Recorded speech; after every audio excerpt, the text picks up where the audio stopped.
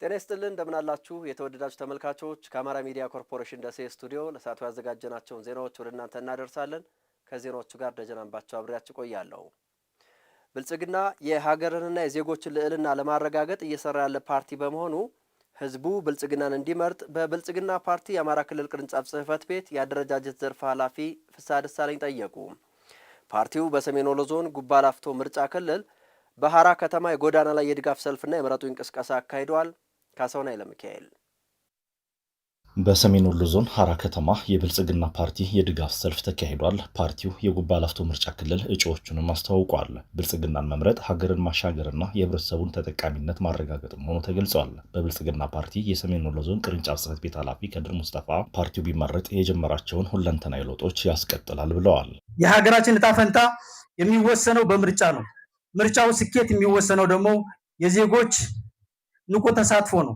ብልጽግና ፓርቲ የጀመራቸውን አጓጊ ሁለንተናዊ ለውጦች ለማስቀጠል ብልጽግና መምረጥ የምርጫ ጉዳይ አይደለም። ብልጽግና መምረጥ ሀገርን ማስቀጠል ነው። የጉባ ላፍቶ ምርጫ ክልል የክልል ምክር ቤት እጩና የአማራ ክልል መንገድ ትራንስፖርትና ሎጂስቲክ ቢሮ ኃላፊ ዶክተር ጋሻው አወቀ በእጩነት የወከላቸውን ህዝብና ፓርቲ አመስግነዋል። ጠንካራ ስነ-ልቦና፣ ባህል፣ እምነትና የስነ መንግስት ታሪክ ባለቤት የሆነው የሐራ ከተማ ህዝብ የናንተ ወኪል አድርጎ እንድንቀርብ ይህንን እድል ለሰጠን የብልጽግና ፓርቲና እናንተም እነዚህ እጩዎች ያገለግሉናል ብላችሁ ልትመርጡን የምርጫ ካርዳችሁን ይዛችሁ የድምጽ መስጫ የምርጫ ቀን በጉጉት እየተጠባበቃችሁ ስለሆነ ለዚህ ለሰጣችሁን እድል ከልብ እናመሰግናለን። የአማራ ክልል ብልጽግና ፓርቲ ቅርንጫፍ ጽህፈት ቤት አደረጃጀት ዘርፍ ኃላፊ ፍስሐ ደሳለኝ ብልጽግናን መምረጥ የህብረተሰቡን ሁለንተናዊ ተጠቃሚነት ማረጋገጥ መሆኑን የገለጹት ብልጽግና ፕሮጀክቶችን ጀምሮ የሚያጠናቅቅ ባደገ ሐሳብ በጠራ ሐሳቤ ሀገር እየመራ እና ሀገር ለመለወጥ እየተጋ ያለ ዛሬም በተገቢው መንገድ በቃሉ መሰረት እየኖረ እና ሀገር እየገነባ ነገን ደግሞ ከዛሬ ጋር እያስተሳሰረ የትናንት ችግሮችን እያረመ እየሄደ ያለ ፓርቲ ስለሆነ ብልጽግናን መምረጥ ማለት የሀገር እድገትን መምረጥ ማለት ነው። ብልጽግናን መምረጥ ማለት ልክ እንደ በረሃ ገነት እንደ ሐራ ከተማ ያሉ ሙሽራ ከተሞችን ለነዋሪዎቻቸው ምቹ እንዲሆኑ፣ ልማት ተቋዳሽ እንዲሆኑ፣ ምቹ የከተማ አካባቢ እንዲፈጠር ከሁሉም የልማት ዘርፎች በራሳቸውን ተሳትፎ በፓርቲው መሪነት ተጠቃሚና ተሳታፊ እንዲሆኑ ማድረግ ስለሆነ ይሄን ድምጻችሁን ግንቦት 24 በአደባባይ ወጣችሁ በይፋ እንደምትመርጡ ሙሉ እምነት አለኝ ማለት ነው። የበደልነውን ህዝባችንን ለመካስ የሰላም አማራጭን ተቀብለናል ሲሉ በኦሮሞ ብሔረሰብ አስተዳደር ሲንቀሳቀሱ የነበሩ የቀድሞ ታጣቂዎች ተናገሩ። የብሔረሰብ አስተዳደሩ በበኩሉ የሰላም አማራጭን ለተቀበሉ አካላት ተገቢውን ድጋፍ በማድረግ ወደ ልማት እንዲገቡ እንደሚሰራ ገልጿል። ኢማም ኢብራሂም ተጨማሪ አለው።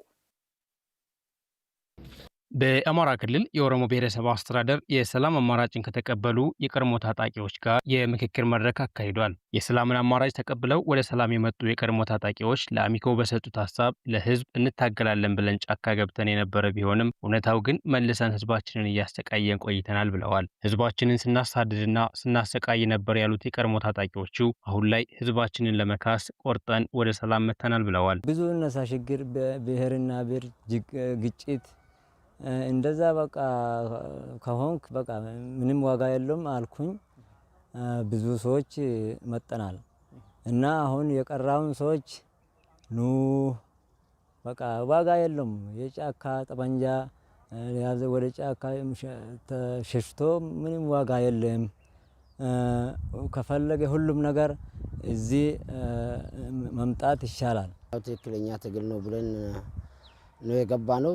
አሁን ደግሞ ስናየው እንኳን ነፃ ለናወጣው ከቤት አወጣ ነው ሲጀመር እና ያን ስንገነዘብ ተመልሰን መተን መንግስት ጋር ቁመን እየሰራን ነው ያለነው። አሁን አው የጦርነት አስከፊነት ምን አይነት ጉዳት እንዳለ በተለያየ ቦታ ላይ በተለያየ ግንባር ላይ ስላየ ነው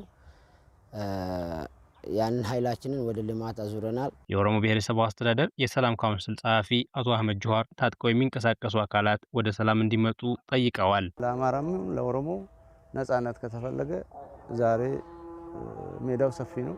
ብዙ ቁጭ ብሎ መታገል ይቻላል። ስለዚህ እነሱ የትግል ጉዳይ ሳይሆን ያው በአፍ ቀብሶ ይባላል ትግል ይባላል። ነገር ግን አልተገናኘም። ትግሉና አላማቸው ያልተገናኘ ስለሆነ ችግር ፈጣሪዎችም ጋር መታገል ይቻላል። አመራር ችግር ያለው አመራር ጋር መታገል ይቻላል። የሚቻለው ግን እዚህ ሆኖ እንጂ ጫካ ሆኖ እንዳውም ህዝቡን ማስቸገር ካልሆነ ውጤት የሌለው መሆኑን ያው እያስረዳናቸው ስለሆነ ጥሩ አዝማሚያ ላይ ደርሰናል ብለን እናስባለን። የኦሮሞ ብሔረሰብ አስተዳደር ዋና አስተዳዳሪ አህመድ አሊ የሰላም አማራጭ የተቀበሉ ታጣቂዎችን በማደራጀት ወደ ልማት ለማስገባት የብሔረሰብ አስተዳደሩ መንግስት እንደሚሰራ አስረድተዋል። ስልጣን በዲሞክራሲያዊ ምርጫ እንጂ በጠመንጃ እንደማይያዝ ሰፊው ህዝብ የሚያውቀው ነው። የጀግንነትን መንገድ መርጣችሁ ስለመጣችሁ በዞናችን ወጣቶችና በብሔረሰብ አስተዳደሩ ስም ላመሰግናችሁ እወዳለሁ። ከዚህ በኋላ በይቅርታና እርቅ የዞኑ ህዝብ ሰላም ሊሆን ይገባል። የጥይት ድምጽ መቆም አለበት። ነጋዴው፣ አርሶ አደሩና ወጣቱ ሰርቶ ማደር አለበት። ብሔረሰብ አስተዳደሩ የሰላም ጥሪ ለተቀበሉ ወገኖች አስፈላጊውን ድጋፍ ያደርጋል። የአማራ ክልል ኢንዱስትሪና ኢንቨስትመንት ቢሮ ኃላፊ እንድሪስ አብዱ ህዝቡን ነጻ ወጣለሁ ብሎ የሚንቀሳቀሰው ኃይል መልሶ ህዝብን እያሰቃየና እየጎዳ ይገኛል ብለዋል። ለሰላም የተከፈተው በር አሁንም ክፍት መሆኑን ጠቅሰው ታጥቀው በጫካ የሚንቀሳቀሱ አካላት ወደ ሰላም እንዲመጡ ጥሪ አቅርበዋል። እኛ የመደመር ትውልዶች ነን። አሁንም ለሰላም የተከፈተው በር አልተዘጋም። አሁንም በጫካ ሆነው ማህበረሰቡን የሚያሰቃዩ ለታሪካዊ ጠላቶቻችን ባለማወቅ ተላላኪ ከመሆን በመውጣት የሰላሙ በር ስላልተዘጋ ወደ ሰላም እንዲመጡ በራሴና በክልሉ መንግስት ስም ጥሪ አቀርባለሁ። ቆቴ ቡላኬ ሃጎሌኬ በክልሉ መንግስትና በአማራ ልማት ማህበር አልማ በ300 ሚሊዮን ብር የተገነቡ የመጀመሪያ ደረጃ ሆስፒታልና ትምህርት ቤት ተጠናቆ ለአገልግሎት ክፍት ሆነዋል። ማህበራዊ አገልግሎት ሰጪ ተቋማቱ የተገነቡት በደቡብ ወሎ ዞን ለገሂዳ ወረዳ ነው። አበሻንለይ በደቡብ ወሎ ዞን በለገሂዳ ወረዳ የተገነቡ የመጀመሪያ ደረጃ ሆስፒታልና ትምህርት ቤት የህብረተሰቡ የረዥም ጊዜ ጥያቄ መልስ በማግኘቱ መደሰታቸውን የለገሂዳ ወረዳ ነዋሪዎች ተናግረዋል። ዛሬ ሁለተኛ ተወልደናል። ለዘመናት ወላዶች ህፃኖች አቀስታ ወረይዱ ደሴ የሚጓዙበት ጊዜ አብቅቶ ለዚህ በመብቃታችን ደስታዬን ለመግለጥ ሲቃ እያነቀኝ ነው። ሪፈር በሚሄዱበት ሰዓት በትራንስፖርት እጥረት በተለያዩ ነገሮች ብዙ ድካምና ስቃይ የደረሰባቸው ነበሩ። ጥያቄዎች ተመልሰዋል። ደስ ብሎናል። ለተማሪዎቹ የመማር ማስተማር ስራ ምቹነቱን ለመፍጠር ይቻል ዘንድ በህብረተሰብ ተሳትፎና በአልማ 14 የመማሪያ ክፍሎች ተገንብተው ዛሬ እጅግ ደስ በሚል ሁኔታ የተመረቀበት ሁኔታ ነው ያለው። የወረዳው ምክትል አስተዳዳሪ አቶ ኢማም አበበ በጤናና በትምህርት ዘርፍ የነበረው ጥያቄ በመንግስትና በህዝብ ትብብር ምላሽ አግኝቷል። ዛሬ የምናስመርቀው ፕሮጀክት ለብዙ ጊዜ ስንመኘው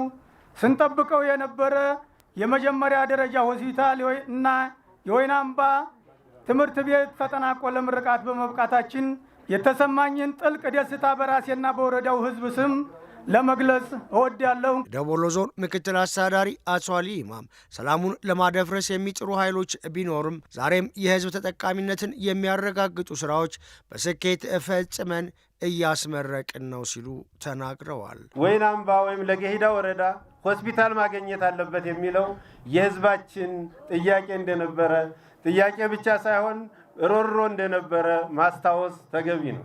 እንደተባለው 2009 ላይ ተጀምሯል። ግን ደግሞ ከፍተኛ የሆነ የመጓተት ችግር ገጥሞት ይህን ችግር ፈተን ከእቅዱ በተሻለ መንገድ ተሻሽሎ እንዲሰራ እና እንደዚህ አምሮ ተውቦ የተሻለ አገልግሎት መስጠት የሚችልበት ደረጃ ላይ ደርሶ እንዲመረቅ ማድረግ የቻልነው በዚህ የለውጥ ዘመን በብልጽግና ዘመን እንደሆነ በደንብ ማስተዋል ያስፈልጋል። የአማራ ክልል ጤና ቢሮ ኃላፊ አቶ አብዱል ከሪም መንግስቱ መንግስት ትኩረት ሰጥቶ እያከናወናቸው ካሉ መስኮች ጤናና ትምህርት ግንባር ቀደም ናቸው ብለዋል። የክልሉ መንግስት የለገሂዳ መጀመሪያ ደረጃ ሆስፒታልን ግንባታ ከማጠናቀቅ ባሻገር ወደ ስራ ለማስገባት እንደሚሰራ ገልጸዋል። ሆስፒታሉ ተገንብቶ መጠናቀቁና መመረቃችን ብቻ ሳይሆን ቀደም ሲል በርክክቡም እንዳያችሁት አዲስ አምቡላንስ በአዲስ መንገድ ቀርመን ጭምር እንደ ክልል አምቡላንስ ያስረከብንበት እንዲሁም ደግሞ አንዳንድ የሕክምና መሳሪያዎች ወረዳችሁ ላይ የገቡበት አግባብ ነው ያለው። ቀሪ የሕክምና መሳሪያዎችን በተመሳሳይም አገልግሎቱን የሚሰጡ የጤና ሙያተኞችም የቅጥርና የዝውውር ሂደት ላይ ያለ መሆኑን በዚሁ አጋጣሚ ላበስራችሁ ፈልጋለሁ። ሚሊሻ የሀገርን ሰላም በማረጋገጥ ሚናውን እየተወጣ ያለ ህዝባዊ ሰራዊት ስለመሆኑ የሰሜን ወሎ ዞን አስተዳደር አሳሰበ። ዞኑ የሚሊሻ ምስረታ 30ኛ ዓመት ክብረ በዓልን በሐራ ከተማ አክብሯል። ካሳሁን ኃይለሚካኤል የሰሜን ወሎ ዞን የሚሊሻ ምስረታ 30ኛ ዓመት በዓልን በፓናል ውይይት አክብረዋል። ሚሊሻ የመከላከያ ቀኝ እጅ የኢትዮጵያ ተጠባባቂ ኃይል መሆኑ በመድረኩ ተገልጿል። የሰሜን ወሎ ዞን ምክትል አስተዳዳሪና የንግድና ገበያ ልማት መምሪያ ኃላፊ ታምራት ንጋቱ የሚሊሻ አባላት በልማትና በሰላም ማጽናት ለሚያበረክቱት አስተዋጽኦ አመስግነዋል። ሚሊሻው በተለያዩ የልማት ስራዎች፣ በህዝባዊ ንቅናቄዎች፣ በግብርና ስራ፣ በተፈጥሮ ሀብት ጥበቃ ስራ እና በአደጋ ጊዜ ድጋፍ ስራዎች ሁሉ በንቃት ተሳትፎ በማድረግ የህዝብ አገልጋይነቱን አረጋግጧል። ከዚህም በተጨማሪ በህብረተሰቡ ውስጥ የሰላም አጋር በመሆን በወንጀል መከላከል፣ በማህበራዊ መረጋጋት ስራዎችና በአካባቢ ጥበቃ ተግባራት ከፍተኛ ሚና አበርክቷል። በዚህ ሂደት ህይወታቸውን ለሀገርና ለህዝብ የሰጡ ጀግኖቻችንን በክብር እናስታውሳቸዋለን። ለቤተሰቦቻቸውም ከፍተኛ አክብሮትና ምስጋና እናቀርባለን። የሰሜን ወሎ ዞን ብልጽግና ፓርቲ ቅርንጫፍ ጽህፈት ቤት ኃላፊ ከድር ሙስጠፋ የሚሊሻ አባላት የዞኑን አሁናዊ የሰላም ችግር በመቅረፍ ኃላፊነታቸውን እንዲወጡ አሳስበዋል። የሚሊሻ ኃይላችን ትልቅ ተልዕኮዎች አሉበት። የመጀመሪያው ተልዕኮ ህግና ስርዓትን የማስከበር ተልዕኮ። ይህ ተልዕኮ አሁንም ቢሆን በቀጣይነት ተይዞ መሰራት መቻል ያለበት። አሁንም በተሟላ ሁኔታ ሰላማችን አልተረጋገጠም፣ ህግ አልተከበረም። ህዝባችን የሰላም አየር ገና አልተነፈሰም። የህይወት ዋጋ ከፍላችሁ እዚህ ብንደርስም ገና ወደፊት ብዙ ትግል ይጠይቀናል የሚለው ጉዳይ በደንብ መያዝ መቻላል። ሜጀር ጄኔራል ሻምበር ፈረደ የሚሊሻ አባላት የመከላከያ ቀኝ እጅ መሆናቸውን አስረድተዋል። ኢትዮጵያ ውስጥ ባደረግናቸው የሰላም ማስከበር ስራዎች ሚሊሻ የሌለበት የሰላም ማስከበር ስራ የለም። ስለዚህ የመከላከያ ቀኝ እጅ ነው። ሚሊሻ አለንታ ነው። ሚሊሻን በጥቅሉ ለሀገሪቱ ተጠባባቂ ብሔራዊ ኃይል ነው ብዬ ነው የምወስደው። በየትኛውም ቦታ ይዘምታል። የተወደዳችሁ ተመልካቾች ከአማራ ሚዲያ ኮርፖሬሽን ደሴ ስቱዲዮ ለሰዓቱ ያዘጋጀናቸው ዜናዎች ተከታተላችኋቸው ናቸው። አብራችሁን ስለቆያችሁ ከልብ እናመሰግናለን። ደጀን አምባቸው ነበርኩ። ጤና ይስጥልን።